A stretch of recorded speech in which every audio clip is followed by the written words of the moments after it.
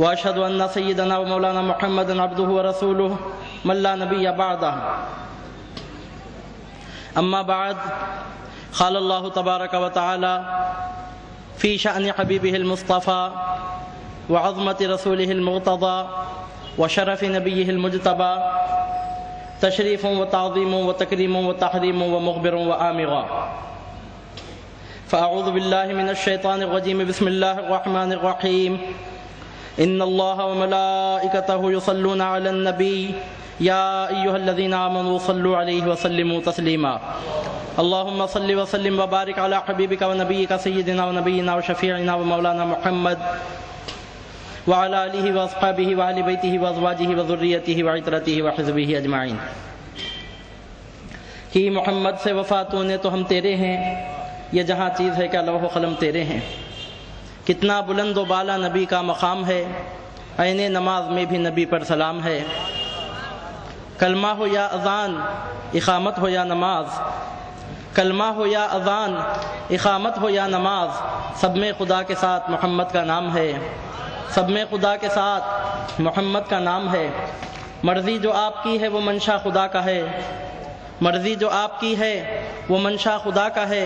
جو بات آپ کی ہے وہ حق کا کلام ہے، جو بات آپ کی ہے وہ حق کا کلام ہے. علم نبی نہ ہو، عشق نبی نہ ہو تو حجاب علم اور عمل، عشق نبی نہ ہو تو حجاب علم اور عمل، عشق نبی نہ ہو تو عبادت حرام ہے، عشق نبی نہ ہو تو عبادت حرام ہے. ملتا ہے صدقہ سب کو محمد کے نام کا، ملتا ہے صدقہ سب کو محمد کے نام کا. رحمت ہے ان کی سب کے لیے فیض عام ہے، رحمت ہے ان کی سب کے لیے فیض عام ہے. اللہ کا کرم ہے بہت میرے حال پر، اللہ کا کرم ہے بہت میرے حال پر. سرکار کے غلاموں میں میرا بھی نام ہے، سرکار کے غلاموں میں میرا بھی نام ہے. عارف کبھی اتر نہیں سکتا میرا خمار، عارف کبھی اتر نہیں سکتا میرا خمار. ہاتھوں میں عشق احمد مرسل کا جام ہے، ہاتھوں میں عشق احمد مرسل کا جام ہے. صلی اللہ علیہ وآلہ آلہ وصحبہ وبارک وسلم تسلیما کثیرا دائما ابدا. محترم معزز برادران ملت، ایک ہوتی ہے اللہ سبحانہ و تعالیٰ کی قدرت اور ایک ہوتی ہے اللہ سبحانہ و تعالیٰ کی سنت. اللہ تعالیٰ جو جس طرح انجام دینا چاہے انجام دے، یہ اس کی قدرت ہے. مگر کسی کام کو انجام دینے کے لیے کوئی ایک طریقہ پسند فرما لے، یہ اس کی سنت ہے. مثال کے طور پر اگر اللہ تعالیٰ ماں باپ کے بغیر اولاد کو پیدا کرے تو یہ اس کی قدرت ہے، ایسا کر سکتا ہے، ایسا ہو سکتا ہے. جیسا کہ آدم علیہ السلام کو بغیر ماں باپ کے پیدا فرمایا، صالح علیہ السلام کی اونٹنی کو پتھروں میں سے نکالا، عیسیٰ علیہ السلام کو بغیر باپ کے پیدا فرمایا، بی بی حوا کو صرف آدم علیہ السلام کے جسم مبارک کے ایک حصے سے پیدا فرمایا بغیر ماں کے. اللہ سبحانہ و تعالیٰ چاہے تو ایسا کر سکتا ہے، ایسا انجام دینا اس کے لیے کوئی بڑی بات نہیں ہے. یہ اللہ سبحانہ و تعالیٰ کی قدرت ہے. مگر اللہ تعالیٰ کی سنت یہ ہے کہ جب عورت اور مرد کا ملاپ عمل میں آتا ہے تو بچے پیدا ہوتے ہیں. یہ اللہ تعالیٰ کی عادت ہے، اللہ تعالیٰ کی سنت ہے. اگر کوئی کام اللہ تعالیٰ اپنی سنت کے مطابق کسی ایک طریقے سے انجام دے رہا ہے تو اس کا یہ مطلب نہیں سمجھنا چاہیے کہ اللہ تعالیٰ دوسرے طریقے سے وہ کام انجام نہیں دے سکتا. مگر اللہ تعالیٰ جس کام کو پسند فرماتا ہے جس انداز میں، اسی طور پر اس کام کو انجام دیتا ہے. مثال کے طور پر بندے کا خدا تک پہنچنا اگر اللہ چاہے تو بغیر وسیلے کے بھی ایسا ہو سکتا ہے، کوئی بڑی بات نہیں ہے. اللہ سبحانہ و تعالیٰ اپنے بارے میں ارشاد فرماتا ہے، نحن اقرب الیہ من حبل الورید، ہم اس سے، اس کی شاہرگ سے بھی زیادہ نزدیک ہیں. اور اللہ سبحانہ و تعالیٰ فرماتا ہے وَإِذَا سَأَلَكَ عِبَادِي عَنِّي فَإِنِّي قَرِيب، جب میرا کوئی بندہ مجھ سے پوچھتا ہے، سوال کرتا ہے، مانگتا ہے تو میں اس کے قریب ہوں. اللہ سبحانہ و تعالیٰ فرماتا ہے وَهُوَ مَعَكُمْ أَيْنَمَا كُنْتُمْ، تم جہاں کہیں رہو وہاں اللہ سبحانہ و تعالیٰ موجود ہے. اس موجودگی کا، اس قرب کا، اس نزدیکی کا نتیجہ یہ نکلنا چاہیے تھا کہ اللہ تعالیٰ درمیان میں وسیلے ہی کو نہ رکھتا. اگر اللہ چاہتا تو ایسا ہو سکتا تھا. یہ اللہ تعالیٰ کی قدرت سے بعید نہیں ہے، مگر اللہ سبحانہ و تعالیٰ نے اپنی عادت یہ بنائی ہے اپنی سنت یہ بنائی ہے، عطا کرنے کا طریقہ یہ بنایا ہے کہ جب بھی کسی کو کچھ اس دنیا میں عطا فرماتا ہے تو وسیلے سے ہی عطا فرماتا ہے، بغیر وسیلے کے عطا نہیں فرماتا۔ اس کا یہ مطلب نہیں ہے کہ اللہ تعالیٰ وسیلے کا محتاج ہے، نعوذ باللہ ایسی بات نہیں ہے۔ اللہ تعالیٰ کی ذات پاک ہے، وہ چاہے تو بغیر وسیلے کے دے سکتا ہے۔ اللہ تعالیٰ وسیلے کا محتاج نہیں ہے، اللہ تعالیٰ وسیلے کو پسند فرماتا ہے، اس واسطے ہم وسیلے کے محتاج ہیں۔ اللہ سبحانہ و تعالیٰ تو علی کل شیء قدیر ہے، اس کو کسی کی حاجت نہیں ہے، کوئی ضرورت نہیں ہے، مگر ہم امتیوں کو رسول پاک علیہ الصلوۃ والسلام کے وسیلے کی ضرورت ہے، آپ کے وسیلے کی حاجت ہے۔ عزیزان گرامی، اللہ سبحانہ و تعالیٰ قرآن مجید میں ارشاد فرماتا ہے، یا ایھا الذین آمنوا اتقوا اللہ وابتغوا الیہ الوسیلہ، اے لوگو اللہ سے ڈرو اور اللہ کی جانب وسیلہ ڈھونڈو۔ یہاں پر اللہ تعالیٰ ایمان والوں سے ارشاد فرماتا ہے، ایمان لانے والوں تقوی اختیار کرو اور وسیلہ ڈھونڈو۔ ایمان سے مراد تمام عقائد حقہ ہیں اور تقوی سے مراد تمام اعمال صالحہ ہیں۔ ذرا غور کیجئے، یا ایھا الذین آمنوا اس میں ایمان آ گیا، اتقوا اللہ اس میں تقوی آ گیا، ایمان بھی آ گیا، عمل بھی آ گیا۔ ایمان اور عمل کے بعد ارشاد ہوتا ہے وابتغوا الیہ الوسیلہ، اور اس کی جانب وسیلہ ڈھونڈو۔ تو اس سے معلوم ہوتا ہے کہ وسیلہ ایک ایسی چیز ہے، نہ تو وہ ایمان ہے نہ تو وہ عمل ہے، ایمان اور عمل کے علاوہ ایک تیسری چیز وسیلہ بھی ہے۔ یا ایھا الذین آمنوا اس سے ایمان کی اہمیت معلوم ہوئی، اتقوا اللہ اس سے تقوی اور عمل کی اہمیت معلوم ہوئی، وابتغوا الیہ الوسیلہ اور اللہ کی جانب وسیلہ ڈھونڈو، اس سے وسیلے کی اہمیت معلوم ہوتی ہے۔ ہماری تو حیثیت ہی کیا ہے، ہمارا تو معاملہ ہی کیا ہے، ہم کو تو ایمان بھی ملا تو سرکار کے ہاتھ سے ملا، قرآن بھی ملا تو سرکار کے ہاتھ سے ملا، ہم نے اللہ کو بھی پہچانا تو خدا کی قسم مصطفیٰ کے بتانے سے پہچانا۔ اگر سرکار نہ بتاتے تو ہمیں کیا معلوم تھا کہ خدا کیا ہے؟ اگر سرکار نہیں فرماتے تو ہمیں کیسے معلوم ہو سکتا تھا کہ قرآن کیا ہے، دین کیا ہے، ایمان کیا ہے؟ سب کچھ رسول پاک علیہ الصلوۃ والسلام کے بتانے سے تو ہمیں معلوم ہوا۔ خدا کو ہم نے پہچانا، خدا ہے محمد، یہ کرم بھی آپ کا ہے۔ جب محمد ہوئے رسول اللہ تب کہا لا الہ الا اللہ۔ اللہ کو دیکھا ہے کسی نے تو بتا دے، جس کو بھی نظر آئے محمد۔ عزیزان گرامی، ہم کو تو دین، ایمان، اسلام، قرآن، احکام، شریعت، طریقت، حقیقت، معرفت، تقوی، نجات، فلاح، کامیابی، کامرانی، عزت، وقار، سربلندی، ایمان، سب کچھ رسول پاک علیہ الصلوۃ والسلام کے قدموں کے تصدق میں ملا ہے۔ بخاری شریف میں 17 مقامات پر حدیث ہے، سرکار ارشاد فرماتے ہیں، انما انا قاسم واللہ یعطی، میں ہی بانٹنے والا ہوں اور اللہ تعالیٰ عطا کرنے والا ہے۔ اللہ تعالیٰ جس کو بھی جو بھی دیتا ہے محمد عربی علیہ الصلوۃ والسلام کے ہاتھ سے دیتا ہے، قرآن بھی دیتا ہے،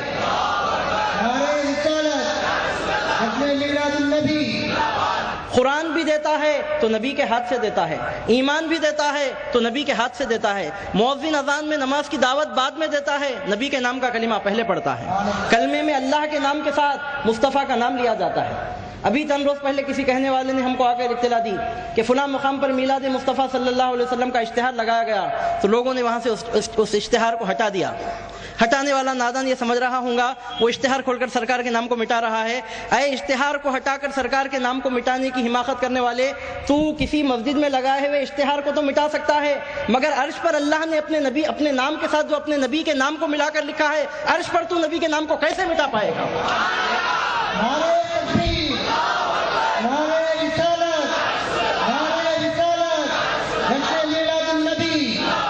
اللہ تعالیٰ نے عرش پر اپنے نام کے ساتھ اپنے نبی کے نام کو ملا کر لکھا ہے۔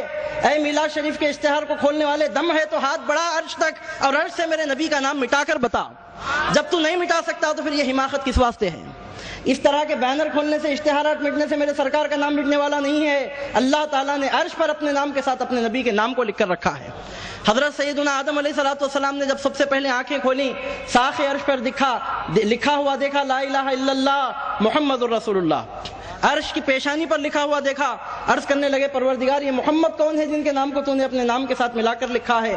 تو اللہ تعالیٰ کی جانب سے جواب ملا، اے آدم اگر یہ نہ ہوتے تو تو بھی نہ ہوتا، میں نے زمین و آسمان کو انہی کی وجہ سے پیدا کیا۔ آج کل ایک فارمولا نکلا ہے، ایسا کرے تو اس کی ضرورت کیا ہے، ویسا کرے اس کی ضرورت کیا ہے، جلسے میلاد النبی اس کی ضرورت کیا ہے، اسٹیج لگانے کی ضرورت کیا ہے، جھنڈے لگانے کی ضرورت کیا ہے، جلوس نکالنے کی ضرورت کیا ہے، نعت پڑھنے کی ضرورت کیا ہے، ضرورت۔ پہلے ایک بات آپ طے کیجئے کہ ہر کام ضرورت کے تحت ہوتا ہے۔ دنیا میں ہزاروں قسم کے کام ایسے ہوتے ہیں جو ضرورت کے تحت نہیں ہوتے، ضرورت کے علاوہ دوسرے بھی معاملات ہوتے ہیں۔ مثال کے طور پر اب آپ لوگوں کے بیٹھنے کے لیے کرسیاں بچھائی گئی ہیں، اسٹیج پر یہاں تختے لا کر رکھے گئے ہیں، ایک شطرنج بچھا دیتے تو کافی تھا، اس شطرنج کے اوپر یہ گدے کیوں ڈالے گئے؟ اس کی کیا ضرورت ہے؟ گدے کے اوپر چاندنی کیوں بچھائی گئی؟ اس کی کیا ضرورت ہے؟ معمولی لائٹ لگا دیتے تو بس تھا، اتنی بڑی بڑی لائٹیں لگانے کی ضرورت کیا ہے؟ مسجد میں جا کر آپ دیکھتے ہیں مسجد کا پاک صاف فرش ہے، فلورنگ بالکل صاف ہے، پاک ہے، اس کے اوپر یہ موٹے قالین کی جانی ماز بچھاتے ہیں، ضرورت کیا ہے؟ نکالو قالین، ضرورت نہیں ہے نا، ہر کم ضرورت کے مطابق کرتے ہیں نا آپ، تو مسجد کا فرش جب صاف ہے اور پاک ہے تو پھر اس پر جانی ماز بچھانے کی ضرورت کیا ہے؟ جانی ماز کے اوپر کپڑے کی جانی ماز بچھانے کی ضرورت کیا ہے؟ یہ مولوی صاحب جو لوگوں کو ضرورت کا سبق پڑھاتے ہیں ان کے واسطے موٹی موٹی دو جانی مازیں لگانے کی ضرورت کیا ہے؟ دو جانی مازیں کیوں بچھائی جاتی ہیں؟ ضرورت کیا ہے؟ تو جواب دیا جائے گا یہ ضرورت کے لیے نہیں، زینت کے لیے ہے، ضرورت کے لیے نہیں، آرائش و زیبائش کے لیے ہے، ضرورت کے لیے نہیں۔ آپ جاتے ہیں آفس میں دیکھتے ہیں اطراف سے کرسیوں پر لوگوں کو بٹھایا جاتا ہے، جو بڑا صدر محفل ہوتا ہے، رئیس ہوتا ہے، امیر ہوتا ہے، سردار ہوتا ہے، اس کو ایک الگ کرسی ڈال کر بٹھاتے ہیں۔ اب آپ بولیں گے اس کو گدے کی کرسی کیوں ڈالی گئی؟ کیا اس کو کوئی تکلیف ہے کیا؟ معمولی کرسی پر، لکڑی کی کرسی پر انہیں نہیں بیٹھ سکتا کیا؟ ضرورت کیا ہے؟ تو وہاں بتایا جائے گا ضرورت کی ضرورت نہیں، لکڑی کی کرسی پر وہ بھی بیٹھ سکتا ہے، مگر اس کو گدا ڈال کر جو بٹھایا گیا ضرورت کے لیے نہیں، اس کی عظمت کے لیے بٹھایا گیا ہے۔ ہر کام ضرورت کے لیے نہیں ہوتا، بعض کام بعض کام ضرورت کے تحت ہوتے ہیں، بعض کام زینت کے لیے ہوتے ہیں، بعض کام عظمت کے لیے ہوتے ہیں، اور بعض کام محبت کے لیے ہوتے ہیں۔ اللہ سبحانہ و تعالیٰ نے اس کائنات کو ضرورت کے تحت پیدا نہیں فرمایا۔ اگر ہر جگہ ضرورت، زمین پیدا کرنے کی ضرورت کیا ہے؟ آسمان پیدا کرنے کی ضرورت کیا ہے؟ انسانوں کو پیدا کرنے کی ضرورت کیا ہے؟ اللہ تعالیٰ کو ضرورت ہے کیا کسی چیز کی؟ پھر اتنی بڑی کائنات پروردگار نے پیدا کیوں فرمائی؟ 18,000 عالموں کو وجود کیوں بخشا؟ زمین و آسمان کی وسعتیں رکھنے والے جہان کو پیدا کیوں فرمایا؟ جنت و دوزخ کو کیوں پیدا فرمایا گیا؟ فرشتوں کو کیوں وجود عطا کیا گیا؟ چرند اور پرند کیوں بنائے گئے؟ آبشاروں کو کیوں جاری فرمایا گیا؟ اونچے اونچے پہاڑ کیوں رکھے؟ دریاؤں میں روانی کیوں ہے؟ پھول کھلتے کیوں ہیں؟ خوشبوئیں مہکتی کیوں ہیں؟ پرندے چہچہاتے کیوں ہیں؟ ضرورت کیا ہے؟ آخر ضرورت کیا ہے؟ اللہ سبحانہ و تعالیٰ اپنا تعارف کہتے ہوئے ارشاد فرماتا ہے قل هو اللہ احد اللہ الصمد، اللہ ایک ہے، اللہ بے نیاز ہے۔ بے نیاز کسے کہتے ہیں؟ سیلف سفیشینٹ، جس کو کسی چیز کی ضرورت ہی نہ ہو۔ اللہ الصمد، اللہ تعالیٰ کو کسی چیز کی ضرورت نہیں ہے۔ ہم اللہ سبحانہ و تعالیٰ سے پوچھتے ہیں پروردگار تجھ کو تو کسی چیز کی ضرورت ہی نہیں ہے، تو نے اس کائنات کو پیدا کیوں فرمایا؟ تو ضرورت سے پاک ہے، تجھے کسی چیز کی ضرورت ہی نہیں ہے، پھر تو نے دنیا کو پیدا کیوں فرمایا؟ تو اللہ سبحانہ و تعالیٰ کی جانب سے جواب مل رہا ہے اے میرے بندو مجھے ضرورت نہیں ہے۔ یہ صحیح بات ہے کہ میں ضرورت سے پاک ہوں، میں ضرورت نہیں رکھتا مگر میں محبت رکھتا ہوں۔ میں نے اس کائنات کو جو پیدا فرمایا کسی ضرورت کے تحت نہیں پیدا فرمایا، میرے نبی کی محبت کے لیے پیدا فرمایا۔ اگر رسول پاک علیہ الصلوۃ والسلام نہ ہوتے تو کوئی چیز وجود میں ہی نہ آئی ہوتی۔ اے نبی کی عظمت اور شان کے موقع پر ضرورت پوچھنے والوں، اگر رسول پاک علیہ الصلوۃ والسلام کی محبت نہ ہوتی تو کائنات کی تخلیق عمل میں نہیں آتی۔ آپ سمجھ رہے ہوں گے میں کیا بولنا چاہتا ہوں؟ سوال یہ ہے کہ اللہ تعالیٰ دنیا کو ضرورت کے لیے بنایا کیا؟ نعوذ باللہ من ذالک، اللہ تعالیٰ کو کسی چیز کی ضرورت ہے کیا؟ اگر کوئی بولا کہ ہاں اللہ تعالیٰ کو بھی کسی چیز کی ضرورت ہے، نعوذ باللہ من ذالک کافر ہو جائے۔ اللہ تعالیٰ تو ضرورتوں سے پاک ہے، ضرورتوں کا خالق ہے، ضرورتوں کو پورا کرنے والا مالک ہے، اس کو کس چیز کی ضرورت کیسے ہو سکتی ہے؟ اللہ تعالیٰ نے اس کائنات کو ضرورت کے تحت پیدا نہیں فرمایا۔ کالی کملی اوڑھنے والے مصطفیٰ کی قسم، اللہ نے اس کائنات کو مصطفیٰ کی محبت کے لیے پیدا فرمایا۔